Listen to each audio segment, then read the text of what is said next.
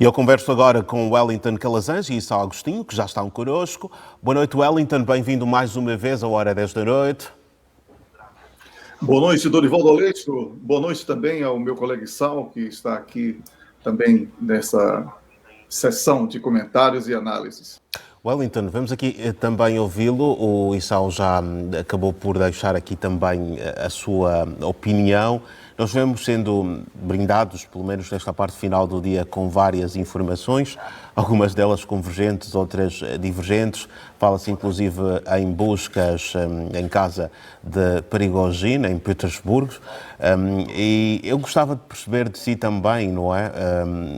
O que é que acaba por ditar o real paradeiro de Prigozhin e a quem é que realmente também isto seria um facto de maior interesse, como o Issal também aqui acabou de deixar já a sua opinião?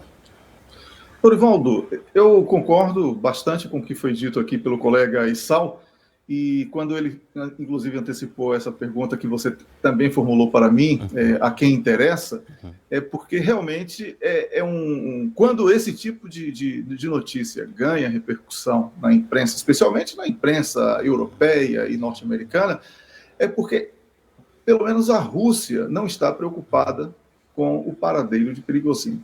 Isso podemos ter certeza, né? Na medida em que tudo aquilo que aconteceu foi resolvido sem que houvesse um transtorno maior, foi uma coisa dialogada e que em poucas horas tudo estava resolvido, ainda que toda aquela ampla cobertura desse uma impressão de que o caos seria instaurado em solo russo.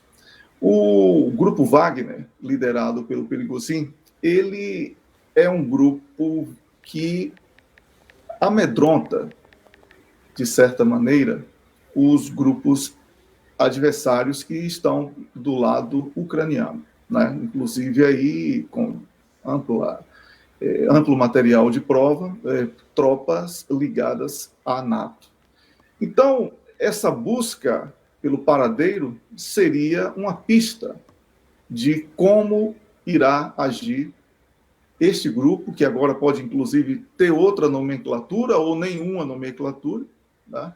E, por isso, toda essa necessidade de criar uma espécie de novela em torno do paradeiro de uma pessoa. Ele é um líder, isso é bem verdade, o grupo dele é um grupo que já mostrou uma eficiência e eficácia também, né, muito grandes no campo de batalha, e, por isso, ele foi transformado numa figura que preocupa, né? O modus operandi dele é extremamente agressivo e inovador, e por isso é, de certa maneira, uma incógnita na cabeça dos inimigos no campo de batalha.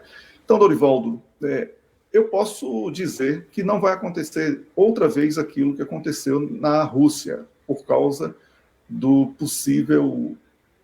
possível incerteza do paradeiro do Prigozhin. E posso dizer que ele é muito dedicado às questões bélicas no campo de batalha ucraniano, e em breve todos saberão onde eles estão e o que ele está fazendo.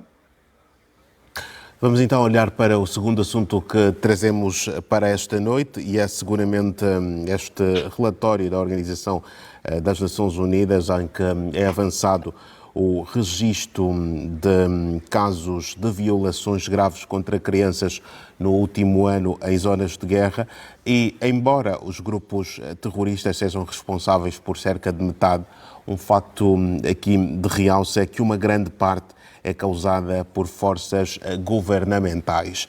Como é que, em linhas gerais, o Wellington olha para estes dados que acabam de ser aqui realçados e para este facto aqui, de forma particular, que é atribuído então às forças governamentais como sendo uma grande causa destes factos também aqui avançados?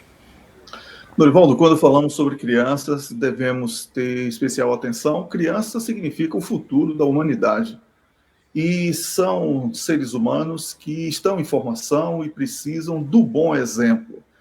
qualquer notícia para qualquer pessoa que tenha a mínima sensibilidade, responsabilidade, inclusive, social, sobre maus tratos à criança, essa notícia vai sempre chegar acompanhando cada um que recebe este tipo de informação com bastante insatisfação e revolta.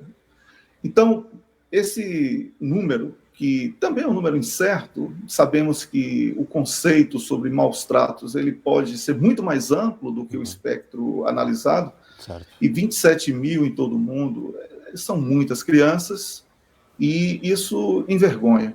Envergonha, sobretudo, quando sabemos que existem crianças sendo atiradas em guerras, como soldados, crianças soldados, né, que temos inúmeros exemplos de episódios como esse.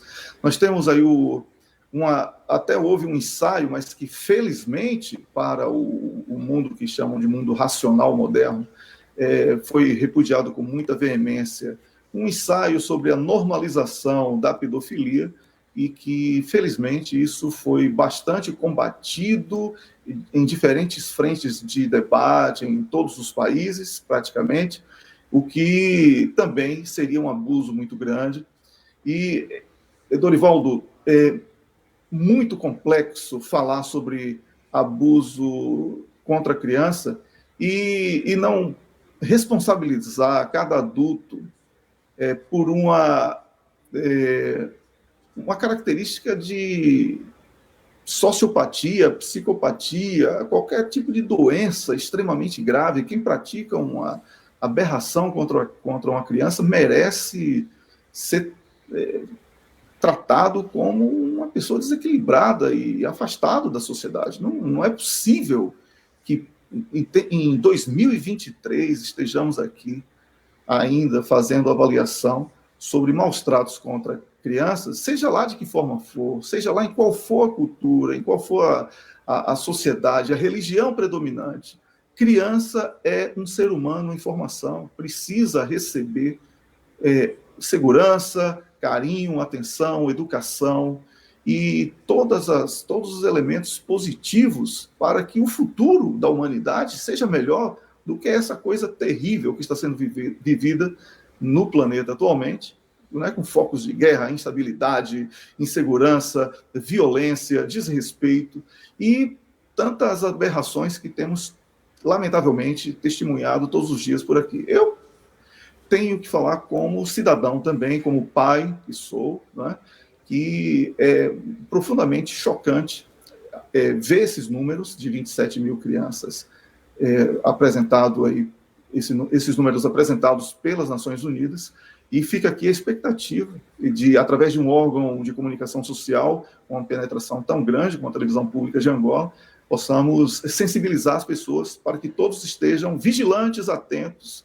e repudiem com muita veemência qualquer tipo de agressão contra as crianças. Certo, Wellington. Vamos ouvir também aqui o Wellington. Wellington, são tensões nada antigas estas entre o Irão e os Estados Unidos, mas sobre este assunto em particular, o que mais é que podemos aqui ainda adicionar? Devemos buscar a origem recente. O diálogo entre o Irão e outros países árabes, isso é uma bomba relógio para Israel, isso é totalmente contrário aos interesses dos Estados Unidos da América, isso é uma ferramenta da China, que é vista como uma ameaça aos interesses especialmente comerciais dos Estados Unidos na região. Então, quando você tem o Irão, que é inimigo clássico de Israel, que é um protetorado norte-americano, e quando você vê a China promovendo o diálogo entre essas partes, aí você vai entrar na briga que todos tentam fingir que não está acontecendo, mas é a grande briga que está sendo construída entre Estados Unidos da América e China. E, certamente, é mais um episódio que decorre das ações positivas de promoção do diálogo entre inimigos históricos, né, ou pelo menos na história recente. E a mesma coisa vimos em relação à Síria, quando a Síria também voltou a ser acolhida pela Liga Árabe. Então, tudo isso, Dorivaldo, que são movimentos de paz e de diálogo, tudo isso é visto como algo negativo pelos Estados Unidos, pelo Reino Unido e por Israel.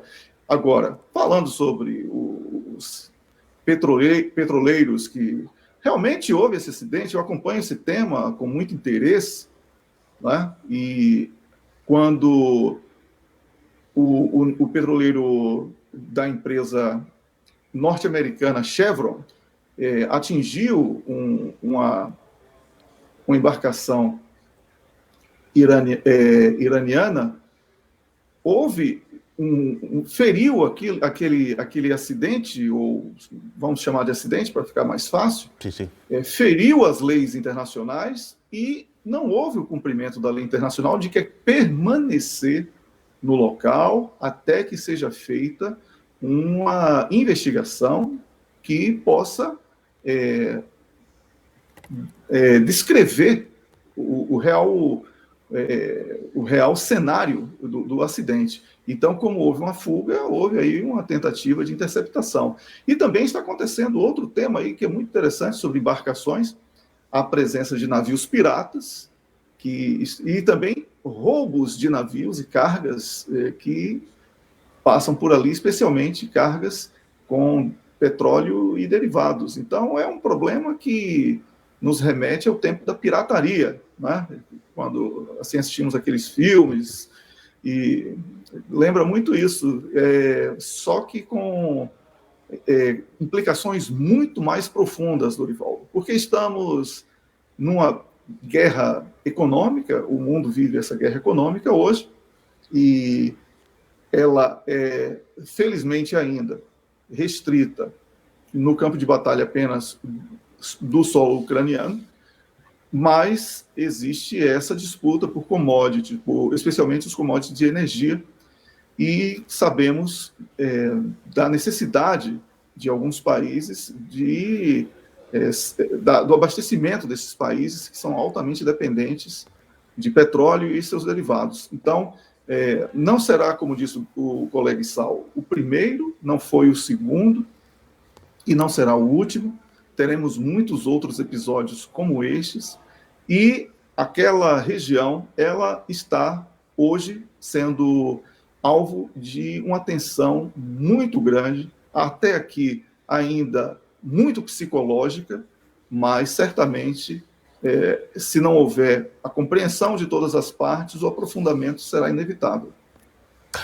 Wellington Calazans e Sá Agostinho. Eu quero contar com os dois em próximas oportunidades, seguramente. Até lá, uma ótima noite para os dois.